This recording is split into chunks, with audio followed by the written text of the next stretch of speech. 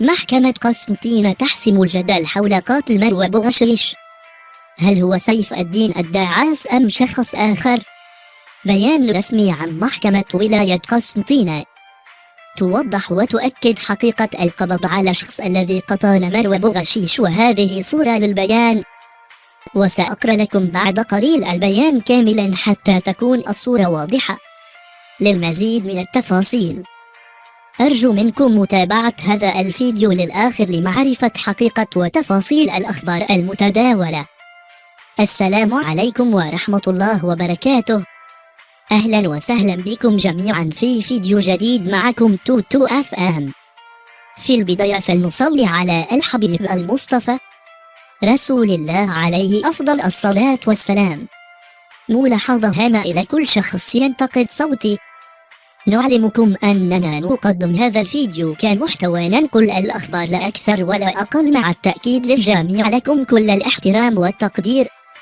تفاصيل الفيديو: منذ يومين انتشرت أخبار القبض على سيف الدين الداعاس قاتل مروى بوغشيش، ولكن بعد ذلك ظهر سيف الدين الداعاس في فيديو للرد على الإشاعات، وأكد على خبر القبض عليه غير صحيح، وقال تشابه في ذكر حروف الأسماء.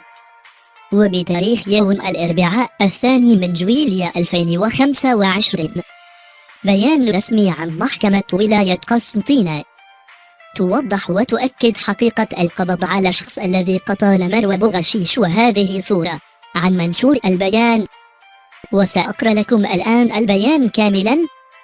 بيان صحفي: عملا بأحكام المادة 11 من قانون الإجراءات، يعلن وكيل الجمهورية لدى محكمة قسنطينة الرأي العام بمستجدات قضية الاختطاف المتبوع بالقتل الذي راحت ضحيته الطفلة المرحومة بوغشيش مروى عقب اختفاء الضحية بوغشيش مروى بتاريخ 22 ماي 2025، وتكثيف أبحاث مصالح الشرطة القضائية والعثور عليها مقتولة بغابة جبل الوحش، المتزامن مع تأكيدات الخبرة العلمية بوجود تطابق بين الحمض النووي للوالدين والضحية. تم الاستمرار في التحريات التي أسفرت على وجود دلائل تفيد ارتكاب جناية الاختطاف والقتل، أين تم إيقاف مشتبه فيه وهو المدعو دالسين بتاريخ اليوم 2 جويلية 2025، وكان مرحلة أولى تم تقديم المشتبه فيه أمام وكيل الجمهورية، وتمت متابعته بموجب طلب افتتاحي لإجراء تحقيق قضائي عن جنايتين اختطاف طفلة عن طريق الاستدراج والمترتب عليه وفاة الضحية والاغتيال، بعد سماع الطرف المدني والد الضحية والشهود والمتهم من طرف قاضي التحقيق.